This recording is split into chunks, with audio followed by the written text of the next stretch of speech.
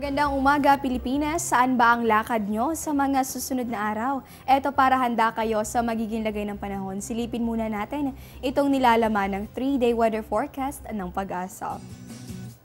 Kung a-attend po kayo sa retreat na gaganapin dito sa Baguio City, inaasahan po natin na makikiayon sa inyo ang panahon. Ang ating naman pong temperatura maglalaro po yan sa pagitan ng 16 at ang maximum posible po sa 22 degrees Celsius.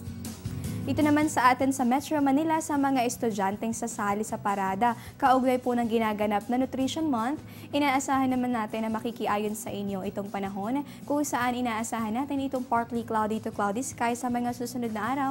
Good weather po yan pero hindi naman ibig sabihin na hindi na magkakaroon ng mga isolated rain showers or thunderstorms. Check naman natin sa Metro Cebu ang ating pong temperatura maglalaro sa pagitan ng 24 hanggang sa 33 degrees Celsius. Bahagya pong mataas yan, kaya naman huwag pong kalilimutang magdala ng inuming tubig sa inyong mga lakad.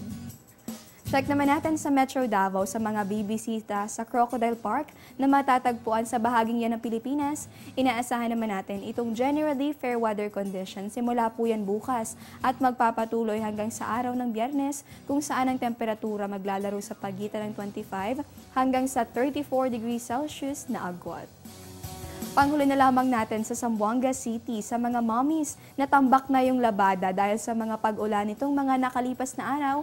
Pwede nyo nang ilabas yan bukas pero pagsapit po nitong araw ng Huwebes nako ipagpaliban muna yan sa Friday dahil inaasahan naman natin na magbabalik naman itong pangkalahatang maaliwalas na panahon.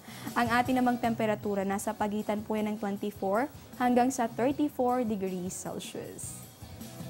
Diyan lamang po kayo, magbabalik pa kami matapos ang isang paalala. Tatanungin ko ang lahat ng nararapat itanong. Tatanungin ko sina Manong at Manang, mga kaibigan at katrabaho, Si Obama at ang barangay tanod. tatanungin ko ang mga taong dapat tanungin para sa mga bagay na dapat ipaliwanag. Para sa bansang kailangan magtanong. para sa kinabukasan ng ating bayan.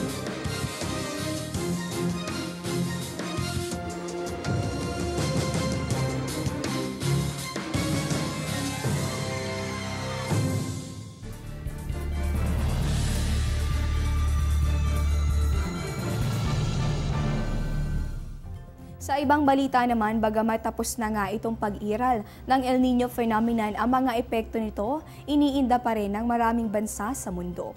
Ayon sa UNICEF, itong El Niño phenomenon na sumabay pa sa climate change ay maituturing na mga recipe o pangunahing sangkap sa isang nagbabadyang disaster. Paliwanag ng UNICEF, 26.5 milyon na mga bata sa Africa itong nangangailangan ng tulong sa ngayon dahil po yan sa mga epekto ng El Niño. Ang extreme weather events naman o matinding tagtuyot o pag-ulan may uugnay din nila sa pagtaas ng kaso ng malnutrisyon. Gayon din sa pagkalat ng mga sakit katulad ng Zika virus at pagtaas ng rate nitong HIV cases. Giit ng UNICEF, kailangan namang maghanda ng mga bansa para po yan sa nagbabadyang epekto ng La Nina o labis na mga pag-ulan. At yan po muna ang latest mula rito sa Pag-asa DOST. Ito po ang Panahon TV kung saan walang pinipiling panahon ang pagbibigay impormasyon. Ako po si Desiree Jonia. Magandang umaga po sa inyong lahat.